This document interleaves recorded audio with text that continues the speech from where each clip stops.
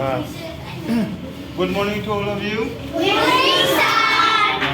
Right. 이제 kinderlijn. 이제 이거 코리아는 누구나? 네, kinder. 이제 제가 스쿨 kinder.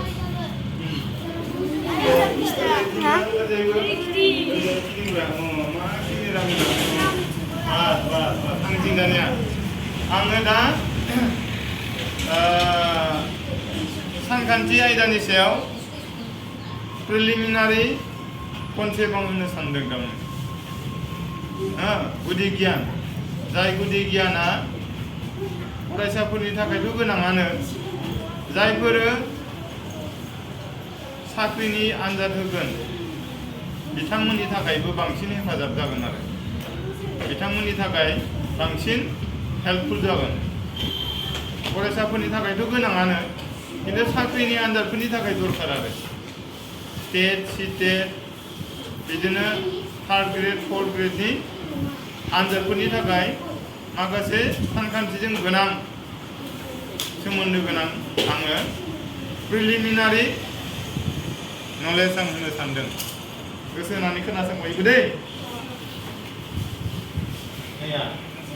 बेखौ मा होनो मिथिंगा अनजिमा मिथिंगा अनजिमा बे मिथिंगा अनजिमाया जाहैबाय 1 2 3 4 5 6 7 बेसेबां सानलांबाय थायो बेनो जाहैबाय मा मिथिंगा अनजिमा दे मिथिंगा अनजिमाखौ मिथिबाय ना मालाबा सोङो बयनिख्रुइ देरसिन मिथिंगा अनजिमाया मा होमबाना नों बेसेखौ बुंनांगोन दे बेसे नाम्बार दाना फैलायबाय बे नाम्बार आबुं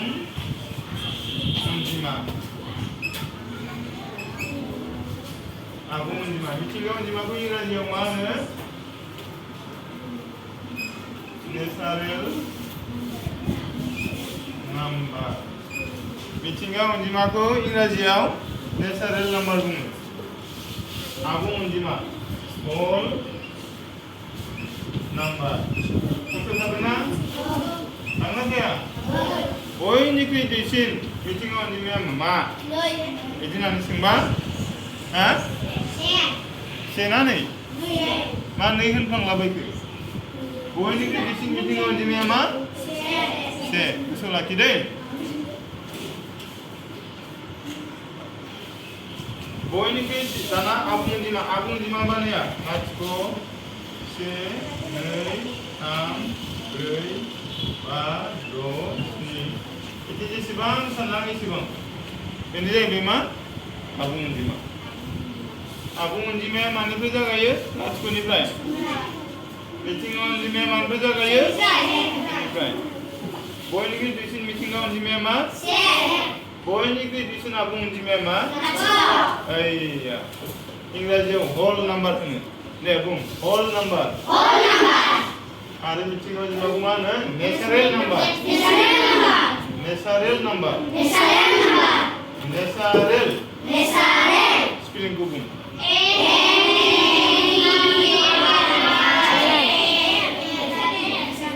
नाम्बार स्पेलिंखौ बुं बरिया गोसोआव थासिगोन ना आबुं अनजिमाया मा बयनिख्रुइ देरसिना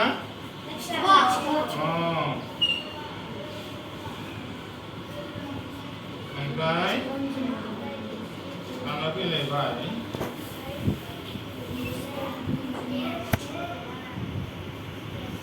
जरा अनजिमा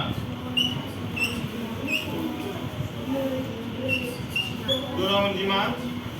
जाय अनजिमाया नैजों रानजायो जरा अनजिमाया मा 2 ओमफ्राय 2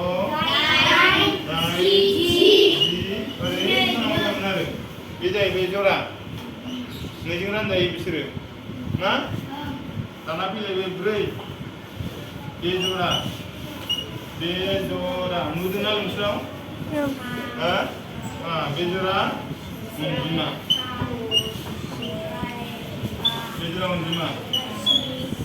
बेजोरा अनजिमाया जाहैबाय जाय नैजि रानजाया 1 2 3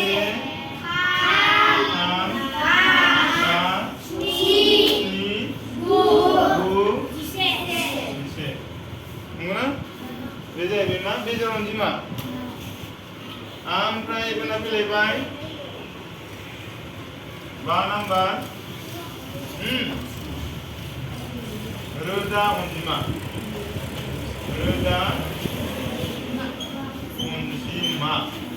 दे रोदा अनजिमाखौ मा होनना बुङो रोदा अनजिमाखौ मा होनो प्राइम नाम्बार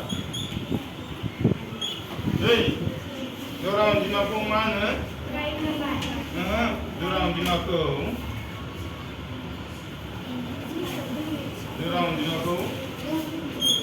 इभेन नाम्बार जरा अनजिमाखौ दै इभेन नाम्बार होनो आरो बे जरा अनजिमाखौ मा होनो अड नाम्बार जरा अनजिमाखौ मा होनो इभेन नाम्बार आरो बे जरा अनजिमाखौ मा होनो अड नाम्बार आरो रोदा अनजिमाखौ मा होनो प्राइम नाम्बार एसे खाथियाव थां दै फिसा फिसा दोनदों होमबासो मोजां जागोन ना रोदा अनजिमाया नै जायनि दिनगिरिया से आरो गावनो बेखौ रोदा अनजिमा होनो दे से रोदा अनजिमा बेनिखायनो जानो हाया मानोना से आरो मा सेनि रोदा दिनगिरिया से आरो से किन्तु रोदा दिनगिरि जानांगौआ मा से आरो गावनो जानांगौ जेरै नै से आरो नै जेरै नै 3 से आरो मा 3 दे ओमफ्राय बिदिनो 5 से आरो 5 7 से आरो 7 दे बिसोरखौ मा होनना बुङो नैखौ रोदा अनजिमा होनो 3खौबो रोदा अनजिमा होनो 5खौबो रोदा अनजिमा होनो 7खौबो मा रोदा अनजिमा होनो आरो रोदा अनजिमा मेरला दंबावो नैया 11 से सानजाब 11 दे बिदिनो मा दंबावो 13 से सानजाब 13ल' सेजों 13जों सानजाबाल' 13खौ मोनो सेजों 11जों सानजाबाल' 11खौ मोनो सेजों 7जों सानजाबाल' 7खौ मोनो सेजों 5जों सानजाबाल' 5खौ मोनो सेजों 3जों सानजाबाल' 3खौ मोनो सेजों 2जों सानजाबाल' 2खौ मोनो ओंखायनो बिसोरखौ मा होनना बुङो रोदा अनजिमा जायनि दिनगिरिया से आरो गावनो बारा गोरान मुंसोआ जायनि दिनगिरिया से आरो गावनो बे अनजिमाखौनो मा बुङो रोदा अनजिमा बयनिख्रुइ दुइसिन रोदा अनजिमाया मा होननानै सोंगोन मालाबा मा होनगोन नोंसोरो सेयाथ' रोदा अनजिमा जानो हाया बयनिख्रुइ दुइसिना बेनो आरो नै मालाबा फैगार गारो माने आं दे टेट पास जानानै साख्रि मोनबाय बेफोरखौ लिरनानैसो आङो पास जानानै साख्रिखौ मोनदों नोंसोर साख्रि मावनो लुबैना लुबैया जोगो दरमा लाबाय था 30-35 हाजार मासै मास मानो लुबैया जानो नङा होमबा खिन्थु साख्रिखौ मोननांगौबा मा खालामनांगोन रोंनांगोन जों बेफोरखौ ना रोङोबानो मेरला साख्रि रोङाबानो मोनसेबो साख्रि मोननाय नङा होमबा नों रोङोबा साख्रिया मेरला रोङाबा खिन्थु नोङो मोनसेबो साख्रि मोननाय नङा मालायनाव नोङो हाजिरा खामला मावनानै जानांगोन दे हाजिरा खामला मावनानै जानो लुबैयो ना मानसि हाजिरा खामला मावनानै जायोब्ला जोङो माइरंसो बायनो ना फानलु थाव केरासिनसो बायनो ना गाननाय जोमनायसो बायनो सानसेयाव हाजिरा मावना मोनो 300-400 थाखा ना बे जोंनि थाखाय थोजासे नामा थोजासे नङा खिन्थु जायफ्रा मोजां फरायनानै लाया बिसोरो खिन्थु बेबायदि खस्थ' मोननांगोन आरो बुजिबाय आरो जायफ्रा मोजां फरायना लायो बिसोरो खिन्थु आजादि मोनजागोन मिथियोना साख्रिखौबो गोसोबानो बासिना लानो हागोन गोरों नालाय बेखौ मोजां मोननायखौबा बेखौ मोजां मोननायखौबा बेखौ बासिनानै मावनो हागोन आरो मिथिबाय ओंखायनो गोसो हो बयबो होमबा बयनिख्रुइ देरसिन रोदा अनजिमाया मा नै नैया मानो रोदा अनजिमा मानोना नैनि दिनगिरिया मा नैनि सानजाबगिरिया से आरो गावनो माने से आरो नै थामा मानो रोदा अनजिमा मानोना थामनि दिनगिरियाबो मा से आरो थाम माने से आरो गावनो माने नैबे थामानो नङा होमबा नैबे स्निनि बानि रोदा दिनगिरियाबो से आरो बा एबा से आरो गावनो ना मालाबा बुंफुरलु लिरनाय फैयो रोदा अनजिमा माखौ बुङो होमबाना नोंसोर बुंनांगोन जाय अनजिमानि दिनगिरिया से आरो गावनो बे अनजिमाखौनो मा होनना बुङो रोदा अनजिमा दे गोसोआव थासिगोनथ' हा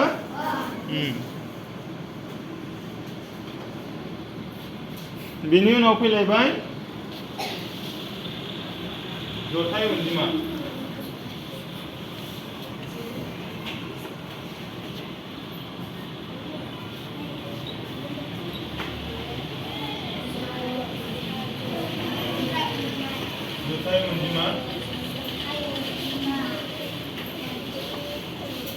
composite number जथाय अनजिमा बेखौ बांसिना खिलिमिलि जाबाय थायो नै जथाय अनजिमा मानि मा मोननैनि बारा सानजागिरि दङ जायहा मोननैनि बारा सानजागिरि दङ जेरै नैया से सानजाब 4 बिदिबो मोनो 2 सानजाब 2 मा 4 बिनि दिनगिरिया खैथा 4 नि दिनगिरिया खैथा 1 ओमफ्राय मा 2 4 खैथा दं मोनब्रै नङा नैबे मोननैजों मोनसे लायो खैथा मोनसे मोननै मोनथाम मालाबा सोङो दै हा मालाबा फरिखायाव सोङो आरो 4 नि दिहुनगिरिया बेनि दिहुनगिरिया अपसन ए आव लिरगोन मा मोननै अपसन बी आव लिरगोन मोनथाम अपसन सी आव सोंगोन 4 माना बबेखौ कारेक्ट होगोन नोङो माब्रै नैया बे आरो बे मोननै जाखाबाय ना बेजों एखे नङा होमबा बेखौ मोनसेल' लायदों खैथा मानो बे जथाय अनजिमा मानोना बिनिया मा मोननैनि बारा सानजागिरि दङ दे किन्तु रोदा अनजिमाया मोननैनि बारा थाया मोननैल' थायो दा नैबे जथाय अनजिमा आरो 4 दे 4निख्रुइ उन्दैसिन मा दङ 3 3नि उन्दैसिन मा दं 2 2नि उन्दैसिना मा 1 बिसोरा रावहाबो मा गैया मोननैनि बारा सानजागिरि गैया दे ओंखायनो बिसोरो मा नङा जथाय अनजिमा नङा बयनिख्रुइ देरसिन जथाय अनजिमाया मा होनना सोंगारगारो मा बिराद इम्पर्टेन्ट कुइसन बेयो सोरबा मास्टारबाबो हागौनाय नङासो बेखौ मिथिबायना अंकनि मास्टारबाबो गोनो गोथो जाबावगोनसो बेखौ गोसोआव लाखि दै बेबायदिनो जथाय अनजिमाया नैया 1 सानजाब 6 बो जायो 2 सानजाब 3 बो जायो 6नि सानजाबगिरिया खैथा होनना सोंबा मा बुंगोन नोङो खैथा 1 मोननै मोनथाम मोनब्रै गासिबो बेलेग नालाय नैबेना मानो मोनथामल' जाखो बेबोथ' मोनसे मोननै मोनथाम मोनब्रैमोन मोनब्रैबाबो नै मोननैया एखे ना नङा होमबा ओंखायनो 1 मोननै मोनथाम बेना खैथा बिदिनो आरो मा 8 मा जागोन 1 सानजाब 8 नङा होमबा आरो मा 2 सानजाब 4 8 बिसोरो मा जथाय अनजिमा जायहा मोननैनि बारा दिहुनगिरि थायो दे बेखौनो मा होनना बुङो जथाय अनजिमा गोसो थागोन ना बास होमबा दिनै एसेयावनो दोनथ'बाय दै